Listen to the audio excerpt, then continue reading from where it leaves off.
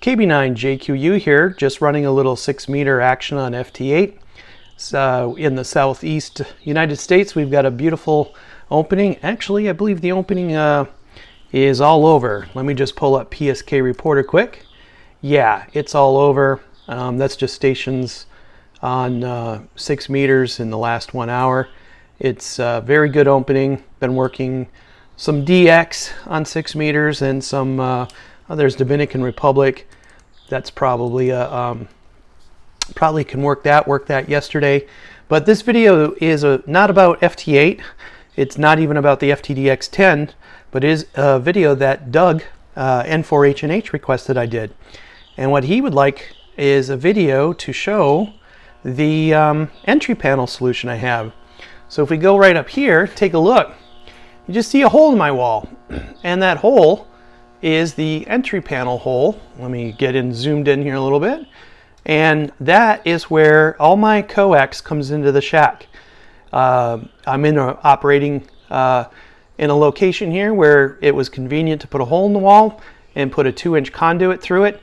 In hindsight, I wished I would have done a 3-inch conduit, but I actually have 6 runs of coax that can make it through that large coax, RG8X and LMR 400, and they're making it in just fine. And of course the coax, and there's a grounding wire, and that's going over currently to this old 25-year-old polyphaser panel. And I'm going to probably change this around a bit because some station upgrades have changed how I operate and work. And I think we're going to put in a DX Engineering grounding bar, and we're probably going to relocate those switches and the power distribution block onto the bench or onto the back of the bench. I haven't quite figured out what I'm going to do, but as you know, stations are constantly evolving, and that's just part of how ham radio works. All right, so let's go take a look at what's on the other side of this entry panel. KB9JQU back. So now we're going to take a look at the outside of the house and the entry panel. So over here on the ground, you're going to see various coax cables that are running from different HF antennas, and they're RG213U and LMR 400 cables, and they're going over to the yellow bucket. The yellow bucket wasn't my idea, but it was my neighbor who decided that we should have a yellow bucket so nobody drives into it or runs over it. Alex, would you remove the yellow bucket from the conduit for me? Thank you, Alex. So what you got here is this is the coax going into a 2-inch conduit. Now in hindsight, again, I would have done a 3-inch conduit.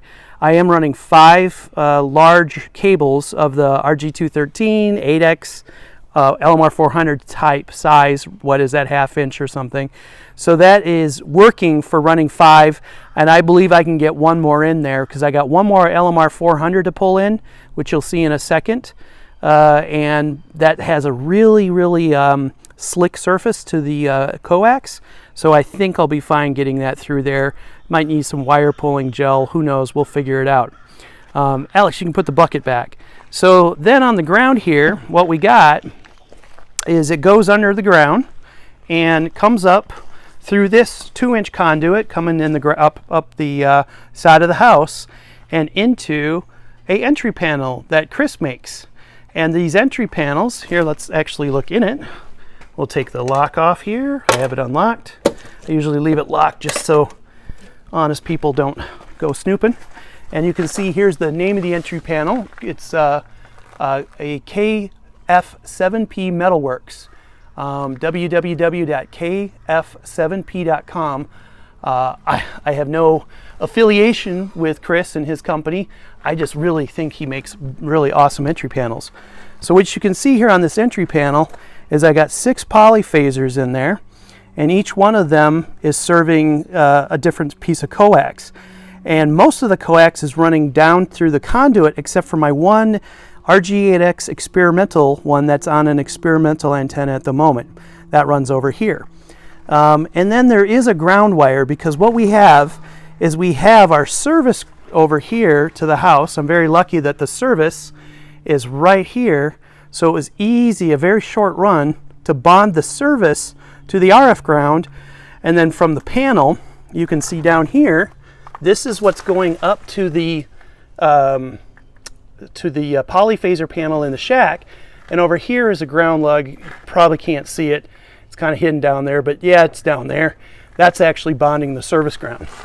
So that is how I organize all my coax, how I get proper grounding and bonding.